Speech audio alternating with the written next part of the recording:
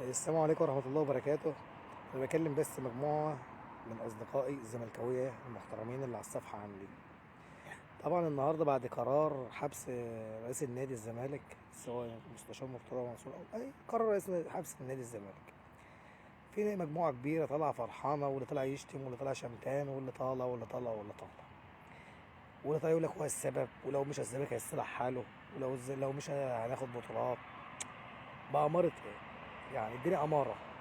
انت بتهاجم وانت بتشتم. هو انا معاك ان هو صلاه اللسان، انا معاك ان هو دايما اي حد انت مال امك معروفه، بس هو رئيس النادي، في انتخابات، في حد يجي يخش مكانه.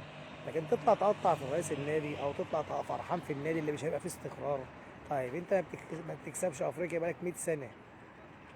طيب انت اول ما اتغلبت من افريقيا السنه دي شتمته، هو السبب.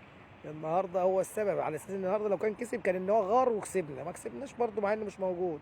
طيب الفريق المنافس بتاعنا السنه اللي فاتت خرج من افريقيا وخرج من الدوري وخرج من الكاس، حد طلع هاجم الاداره؟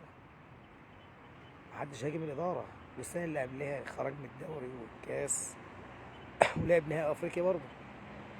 طب السنه دي اهو شكله هيخرج من افريقيا، حد هيطلع يهاجم الاداره زيك؟ هم عندهم مرتضى منصور. يعني فريق الاهلي عنده مرتضى منصور عشان كده مش عارف يكسب؟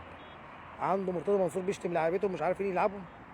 اديني سبب بقى. ما هو انت مفكر ان الشماعه على رئيس النادي اللي هم واهمينك بيها. يقول لك ايام كمال درويش، الله يرحم ايام كمال درويش.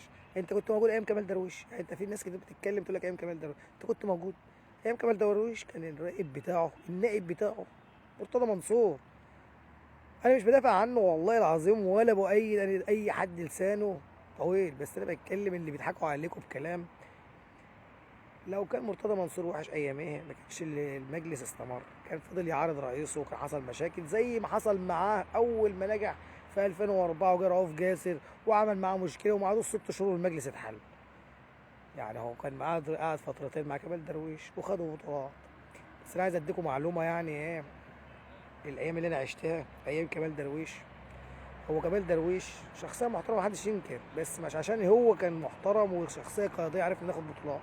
والله اللي خلى الزمالك في احسن حاله اياميها رئيس نادي الاهلي صالح سليم، اللي مش هيجي زيه، ان كان ماشي فعلا بالمبادئ وكان ماشي بما يرضي الله في سياسه اداره الاهلي.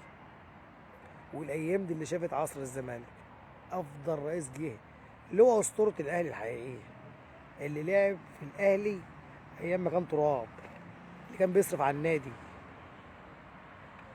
ده الفترة اللي الزمالك كان فيها شكله حلو. مش موضوع بقى كمال درويش جه، كمال درويش راح، مرتضى منصور السبب. هو مين نجح في الفترات كلها قبل كمال درويش او بعد كمال درويش؟ ممدوح عباس قعد 10 سنين دين النادي. قال له هيقول لك طب ما هو مرتضى منصور كان بيرفع على قواضي. يعني هو الوقت لما يجي واحد تاني مرتضى منصور مش هيرفع على قواضي؟ حسين لبيب جه وثلاث اربع خمس انذارات ما عملوش حاجه، يقول لك اتبرع بناديك لو بجنيه، واحد يقول لك اتبرع بالحلقه. هم دول اللي عاجبينكم؟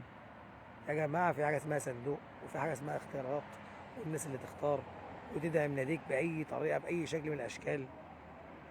لكن مش نقعد نشتم في نادينا ونقعد يعني الوقت اللي انا شايفه ان الجمهور اتقسم نصين، نص مؤيد لمرتضى ونص مش مؤيد، وده بيشتم في ده وده بيشتم في ده. طيب النهارده الاهلي اهوت في الماتش التاني على التوالي وعلى ارضه وما بيكسبش. حد هيطلع يكتب على السوشيال ميديا اللي انتوا كتبتوه؟ استقيموا يرحمكم الله.